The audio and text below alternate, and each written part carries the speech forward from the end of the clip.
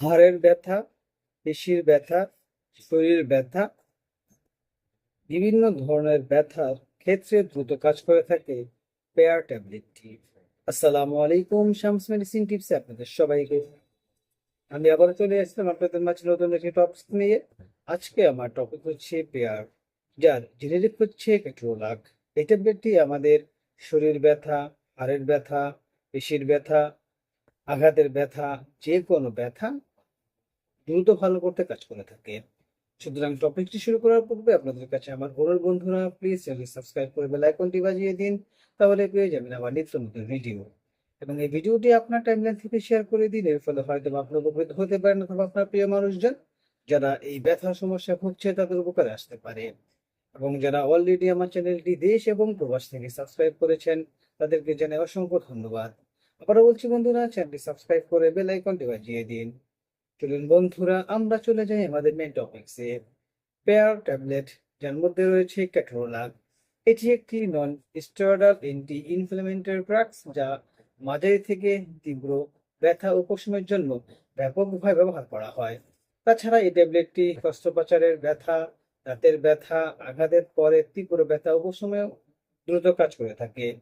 তবে এই ডাক্তারগণ বিভিন্ন ব্যথার ক্ষেত্রে এই ট্যাবলেটটি প্রেসক্রাইব করে থাকে। ক্যাটারোলাক শরীরে এমন কিছু রাসায়নিক উৎপাদন কমিয়ে কাজ করে থাকে, যা প্রদাহ, ব্যথা, ফোলাভাব সৃষ্টি করে এবং শক্তিশালী ব্যথানাশক প্রভাবের কারণে এটিকে প্রায়শ অপিওয়েড ব্যথানাশক ওষুধের বিকল্প হিসাবে বিবেচনা করা হয়। এই পর্যায়ে বন্ধুরা আমরা যে বিষয়টি জানবো যে এই ক্যাটারোলাক গ্রুপের মেডিসিনটি বিভিন্ন ফর্মে পাওয়া যায়। যেমন এটি পাওয়া যায়, যেমন হচ্ছে এটি পাওয়া যায় ট্যাবলেট আকারে, এটি পাওয়া যায় ইনজেকশন আকারে, এটি পাওয়া যায় নাকি ড্রপ অথবা চোখের ড্রপ হিসেবে কিন্তু বন্ধুরা এই ক্যাটারোলাকটি পাওয়া যায়। তবে সাধারণত ইনজেকশনের মাধ্যমে প্রাথমিক চিকিৎসা করে ট্যাবলেটটি ফর্ম প্রেসক্রাইব আকারে দেওয়া হয়। এটি মনে রাখা গুরুত্বপূর্ণ যে ক্যাটারোলাক শুধুমাত্র সাধারণত স্বল্পমেয়াদী চিকিৎসার জন্য ব্যবহার করা হয়, যা সাধারণত 5 দিনের বেশি নয়। দীর্ঘ সময় ব্যবহার করলে গুরুতর পার্শ্ব প্রতিক্রিয়া দেখা দিতে পারে বা ঝুঁকি রয়েছে। সুতরাং বন্ধুরা আমরা বুঝতে পারলাম যে এটি 3টি আকারে পাওয়া যায়। সুতরাং এবং এই ক্যাটারোলাক ট্যাবলেটটি দীর্ঘমেয়াদী সেবন করা যাবে না, এটি সর্বোচ্চ 5 দিনের বেশি নয়। তবে বহু যদি দীর্ঘদিন ধরে এটা ব্যবহার করা হয় সেই ক্ষেত্রে কিন্তু শারীরিক সমস্যা বা পার্শ্ব প্রতিক্রিয়ার গুরুত্বপূর্ণ ঝুঁকি রয়েছে। বন্ধুরা এই ওষুধটির মধ্যে রয়েছে সাইক্লোঅক্সিজেনেট নামক একটি এনজাইমকে ব্লক করার মাধ্যমে কাজ করে, যা প্রোস্টাগ্ল্যান্ডিন উৎপাদনের সহায়তা করে। প্রোস্টাগ্ল্যান্ডিন হলো এমন একটি পদার্থ যা ব্যথা, জ্বর, প্রদাহের জন্য দায়ী। এই পদার্থগুলো কমিয়ে কেটরোলাক কার্যকরভাবে ব্যথা এবং অস্বস্তি কমাতে সাহায্য করে। তবে ডাক্তারগণ সাধারণত অস্ত্রোপচার পরবর্তী ব্যথা, কিডনিতে পাথরের ব্যথা, পেশি বা হাড়ের আঘাত, দাঁতের ব্যথা, তীব্র মাথা ব্যথার মতো অবস্থানের জন্য কেটরোলাক প্রেসক্রাইব করে থাকে। এটি দ্রুত এবং কার্যকরভাবে ব্যথা উপশম করে, যা রোগীদের আরো স্বাচ্ছন্দ্য ভাবে সেরে উঠতে সাহায্য করে থাকে। এ পর্যায়ে বন্ধুরা আমরা জানবো যে এই কেটরোলাক ট্যাবলেটটি আমরা সেবন করবো কিভাবে, অথবা এই সেবন বিধিটাই বা কি। ক্যাটারোলাকের ডোজ রোগীর বয়স, শারীরিক অবস্থা এবং চিকিৎসার প্রতিক্রিয়ার উপর নির্ভর করে পরিবর্তিত হতে পারে বন্ধুরা। তবে প্রাপ্ত বয়স্করা প্রায়শ এটি প্রয়োজন অনুসারে প্রতি 4 থেকে 6 ঘন্টা অন্তর অন্তর 10 মিলিগ্রাম করে সেবন করতে পারবে। দৈনিক ডোজ কোনো স্বাস্থ্য বিশেষজ্ঞের পরামর্শ নিয়ে সেবন করতে হবে। তবে প্রতিদিন 2টি ট্যাবলেটের বেশি সেবন না করা উচিত। রোগীদেরকে এই ট্যাবলেটটি অবশ্যই পানি দিয়ে গিলে খেয়ে ফেলতে হবে, কোনোভাবেই এই ট্যাবলেটটি চিবিয়ে খাওয়া যাবে না। তবে কেউ যদি সম্ভব হয় তাহলে সে এই ট্যাবলেটটি দুধের সাথে মিশিয়েও এই ট্যাবলেটটি সেবন করতে পারবে, অথবা দুধের সাথেও যদি হয় তাহলে সে খেতে পারবে, অথবা সে পানি দিয়ে গিলে ফেলবে বন্ধুরা। এই ট্যাবলেটটি অন্যান্য NSAID ট্যাবলেটের মতো পার্শ্ব প্রতিক্রিয়া সৃষ্টি করতে পারে। তবে সেগুলো সাধারণ পার্শ্ব প্রতিক্রিয়ার মধ্যে রয়েছে বন্ধুরা পেটে ব্যথা, বই বই ভাব, মাথা ঘোরা, মাথা ব্যথা, দ্বন্দ্বাচ্ছন্ন হওয়া, বদহজম এবং কিছু কিছু লোকের ক্ষেত্রে ডায়রিয়া বা কোষ্ঠকাঠিন্য হতে পারে। এই প্রভাবগুলো সাধারণত হালকা পার্শ্ব প্রতিক্রিয়া।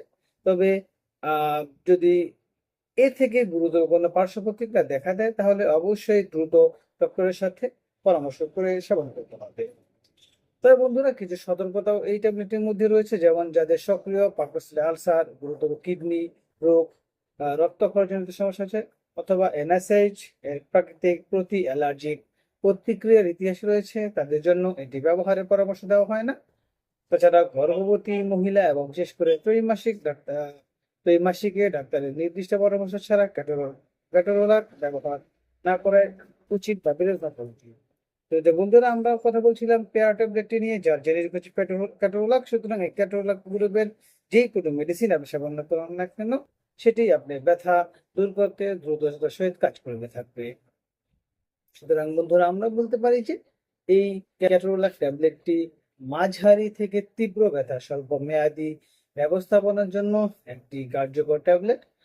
তবে চিকিৎসকের তত্ত্বাবধানে এবং সঠিকভাবে ব্যবহার করা হলে এটি উল্লেখযোগ্যভাবে ব্যথা উপশম করে এবং রোগীর আরাম বৃদ্ধি করে।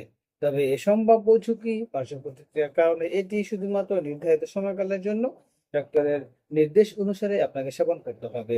কোনোভাবেই ডক্টরের পরামর্শ ছাড়া এই মেডিসিনটি দীর্ঘমেয়াদী সেবন করা যাবে না। আপনি যদি এই ধরনের সমস্যায় ভুগে থাকেন, তাহলে অবশ্যই আপনি একজন অভিজ্ঞ ডক্টরের পরামর্শ নিয়ে এটা সেবন করতে পারবেন, অথবা আপনার পাশে যে স্বাস্থ্যসেবা কর্মী রয়েছে নির্দিষ্টকৃত, তার সাথে আলোচনা করে ট্যাবলেটটি সেবন করতে পারবেন। তো কোনোভাবেই ডক্টরের পরামর্শ ছাড়া কোনো মেডিসিন সেবন করবেন না এবং কাউকে সেবন করতে সম্বোধন করবেন না।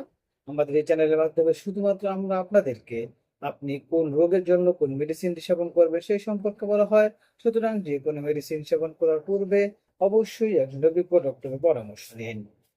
ভিডিওটি যদি আপনার কাছে ভালো লাগে এবং উপকারী মনে হয়, তাহলে অবশ্যই বন্ধুদের সাথে শেয়ার করে দিন। আবারও বলছি বন্ধুরা, প্লিজ চ্যানেলটি সাবস্ক্রাইব করে বেল আইকনটি বাজিয়ে দিন, তাহলে পেয়ে যাবেন আবার নিত্য নতুন ভিডিও, এবং এই ভিডিওটি আপনার টাইমলাইন থেকে শেয়ার করে দিন। এর ফলে হয়তো আপনি উপকৃত হতে পারেন, অথবা আপনার প্রিয় মানুষজন যারা বিভিন্ন শারীরিক সমস্যা অর্থাৎ ব্যথা সংক্রান্ত সমস্যা ভুগছে, তাদের উপকারে আসতে পারে।